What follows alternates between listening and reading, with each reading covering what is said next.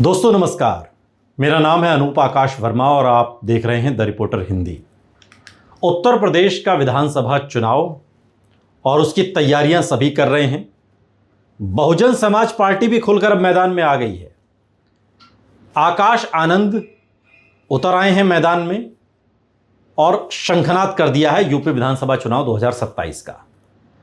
अब उत्तर प्रदेश का विधानसभा चुनाव और उसको लेकर जो राजनीतिक सरगर्मियां अब तेज दिख रही हैं, बीजेपी, समाजवादी पार्टी और बीएसपी समेत सभी प्रमुख दल अब चुनावी तैयारियों में जुटते हुए दिखाई दे रहे हैं।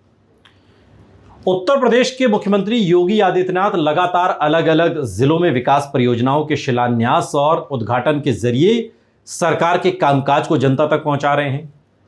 समाजवादी पार्टी के अध्यक्ष अखिलेश यादव अपने पीडीए यानी पिछड़ा दलित अल्पसंख्यक समीकरण को मजबूत करने की रणनीति पर काम कर रहे हैं। दूसरी तरफ बीएसपी सुप्रीमो भी 2027 के चुनाव को लेकर काफी पहले से सक्रिय हैं और अब बीएसपी के नेशनल कोऑर्डिनेटर आकाश आनंद ने भी उत्तर प्रदेश में अपने चुनावी अभियान की शुरुआत कर दी है। आकाश आनंद ने हाथरस के सादाबाद से बीएसपी के विधानसभा स्तरीय कार्यकर्ता सम्मेलन को संबोधित किया और इस रैली के साथ उन्होंने 2027 के विधानसभा चुनाव के लिए पार्टी के अभियान की शुरुआत का संदेश दिया। सादाबाद की सभा में आकाश आनंद ने बीजेपी के साथ साथ समाजवादी पार्टी और कांग्रेस पर भी जमकर निशाना साधा। सबसे ज्यादा चर्चा उनके उस बयान की हुई जिसमें उन्होंने समाजवादी पार्टी के अध्यक्ष अखिलेश यादव और कांग्रेस के नेता राहुल गांधी को अंकल कहकर संबोधित किया। अंकल, आपको याद होगा जब अखिलेश यादव राजनीति में नए नए आए थे तब वो मायावती को बुआ जी कहकर संबोधित करते थे। अब वो किस मंशा से बुआ जी कहते थे, मायावती ने उसे तंज के तौर पर लिया और तब अखिलेश यादव को बबुआ कहकर संबोधित किया। इधर से बुआ, उधर से बबुआ। अब बुआ और बबुआ से बात आगे जब निकली तो आकाश आनंद ने दोनों को अंकल कह दिया है, राहुल गांधी को भी और अखिलेश यादव को भी। आकाश आनंद ने कहा कि उनकी उम्र अभी 30 साल है जबकि राहुल गांधी और अखिलेश यादव की उम्र 50 साल से ज्यादा है। उन्होंने कहा कि उनसे उम्र में बड़े लोगों को वो अंकल कहते हैं और इसी के साथ उन्होंने अपने कार्यकर्ताओं से कहा कि राहुल अंकल और अखिलेश अंकल की बातों में नहीं आना है। सपा के राष्ट्रीय अध्यक्ष आदरणीय अखिलेश अंकल जी की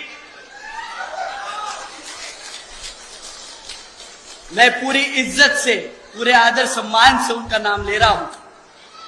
उनकी उम्र अब हो गई है। अगर मैं 30 साल का लड़का 50 साल के आदमी को अगर अंकल नहीं कहूंगा तो फिर क्या कहूं, आप ही बताएं।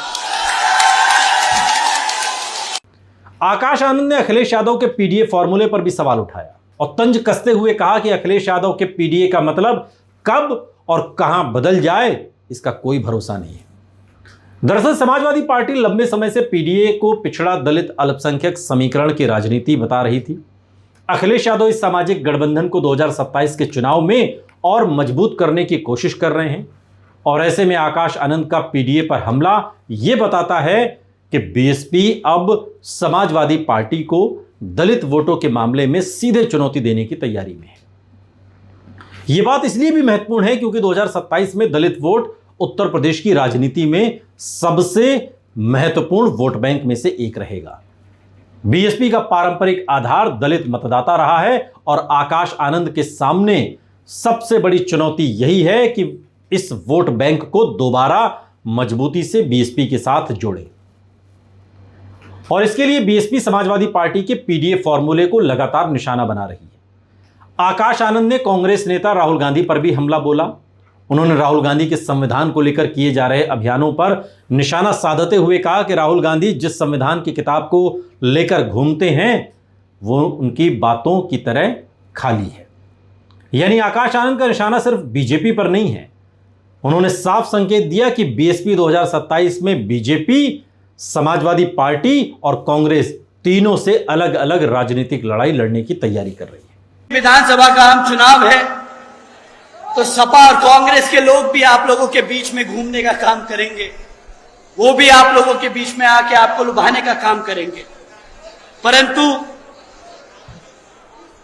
ये दोनों ही पार्टियां चाहे कांग्रेस हो या बीजेपी, दोनों ही पार्टियां एक ही सिक्के के दो पहलू हैं। आदरणीय बहन जी, आप सबको इनके बारे में आगाह करती आई हैं। साथियों, जिन नीतियों पे भाजपा आपके प्रदेश में काम कर रही है, तो जिस जगह कांग्रेस सत्ता में आसीन है अपने प्रदेशों में, वो भी उन्हीं नीतियों पे अपने राज्य में सत्ता चला रही है। तो इनके काम कुछ अलग नहीं। या आके आपके सामने लाल किताब का वो ढंढोरा पीटेंगे, बोलेंगे हम कॉन्स्टिट्यूशन के रक्षक है। वो किताब गलती से घुल जाए तो पता चले वो खाली पन्ने हैं, बस नाम का कॉन्स्टिट्यूशन है। वो किताब भी उनकी तरह ही है, अंदर से खाली, सिर्फ बाहर से ढिंडोरा और ढोंग करने के लिए बहुत अच्छी है। जब से 2-2.5 साल से ये लोग पार्लियामेंट पहुंचे हैं, जब से कितनी बार आपके संविधान को बचाने के लिए इन्होंने आवाज उठाई, ये आप सब ने देखा।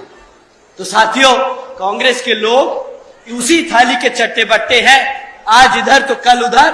अभी बीजेपी को कोसेंगे और कल वही काम आपके अगर सत्ता में आ गए तो वही काम आपके खिलाफ करेंगे। और अब बात करें बीजेपी पर उनके हमले की, तो आकाश आनंद ने बीजेपी सरकार पर करीब 10 साल के कार्यकाल पर सवाल उठाया और पार्टी से उनके कामकाज का हिसाब मांगने की अपील की।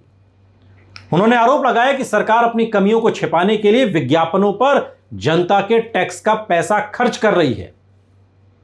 आकाश आनंद ने दावा किया कि करीब 7,000 करोड़ रुपए विज्ञापनों पर खर्च किए गए, जबकि जरूरतमंद लोगों के लिए सरकार के पास पर्याप्त संसाधन नहीं है।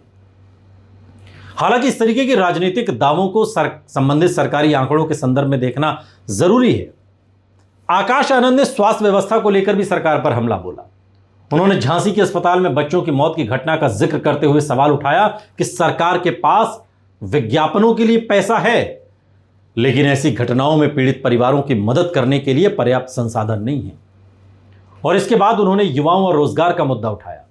आकाश आनंद ने दावा किया कि उत्तर प्रदेश में 4 लाख से ज्यादा सरकारी पद खाली हैं, लेकिन युवाओं को रोजगार देने की दिशा में सरकार गंभीरता से काम नहीं कर रही है। उन्होंने पेपर लीक के मुद्दे को भी चुनावी हथियार बनाने की कोशिश की। उनका कहना है कि अगर विज्ञापनों पर खर्च होने वाला पैसा प्रतियोगी परीक्षाओं की व्यवस्था बेहतर करने और पेपर लीक रोकने में लगाया जाता तो युवाओं को इसका फायदा मिलता। युवाओं के साथ आकाश आनंद ने महिलाओं की सुरक्षा और शिक्षा व्यवस्था का मुद्दा उठाया। उन्होंने आरोप लगाया कि बीजेपी सरकार न तो महिलाओं को पर्याप्त सुरक्षा दे पाई, न युवाओं को रोजगार और न बेहतर शिक्षा। मैं आप लोगों से कहूं कि भाजपा की सरकार के दौरान हमारे बच्चों के स्कूल बंद कर दिए गए। भाजपा की सरकार के दौरान शिक्षकों की भर्ती रोक दी गई। भाजपा की सरकार के दौरान हमारे बच्चों के रोजगार छीन लिए गए। तो क्या मैं गलत हूं? क्या मैं गलत हूं? क्या आपके साथ गलत हुआ? क्या आपके साथ गलत हुआ? साथियों, अगर आपके साथ गलत हुआ तो इस बारी इस दर्द को अपने वोट में कन्वर्ट करके अपनी आदरणीय बहन जी को 5वीं बार मुख्यमंत्री बनाने का काम करिए।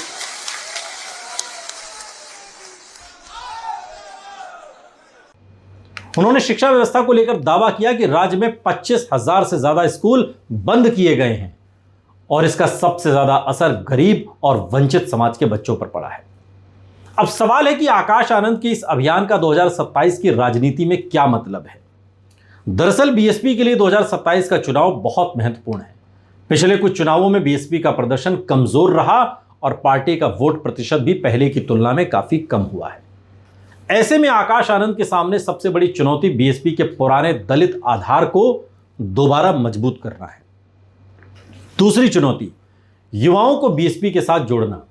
आकाश आनंद की उम्र और उनकी राजनीतिक शैली को देखते हुए पार्टी उन्हें युवा चेहरे के तौर पर आगे बढ़ा रही है और यही वजह है कि उनके भाषणों में रोजगार, शिक्षा, पेपर लीक, महिलाओं की सुरक्षा और संविधान जैसे मुद्दे लगातार दिखाई दे रहे हैं। लेकिन बीएसपी के लिए सबसे बड़ी राजनीतिक चुनौती समाजवादी पार्टी है, क्योंकि अखिलेश यादव भी दलित, पिछड़े और अल्पसंख्यक वोटों को एक साथ जोड़ने की कोशिश कर रहे हैं।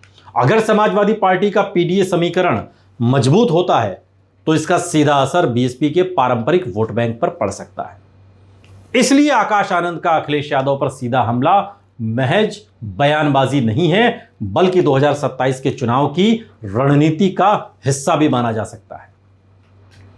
बीएसपी यह संदेश देना चाहती है कि दलित वोट किसी एक विपक्षी गठबंधन की जागीर नहीं है और दलित मतदाता को अपना राजनीतिक फैसला खुद करना चाहिए। दूसरी तरफ बीजेपी के खिलाफ भी आकाश आनंद रोजगार, शिक्षा व्यवस्था, स्वास्थ्य और कानून व्यवस्था जैसे मुद्दों को उठाकर सरकार विरोधी माहौल बनाने की कोशिश कर रहे हैं। 7,000 करोड़ ये अपनी कमियां छुपाने के लिए एडवर्टाइजमेंट जरूर कर सकते हैं, पर 4 लाख से ज्यादा जो सरकारी पद इनके खाली पड़े हैं उनको भरने के लिए इनके पास पैसे नहीं। 7,000 करोड़ आपका टैक्स का पैसा एडवर्टाइजमेंट में खर्चा, बट आपके बच्चों को नौकरी नहीं दी गई।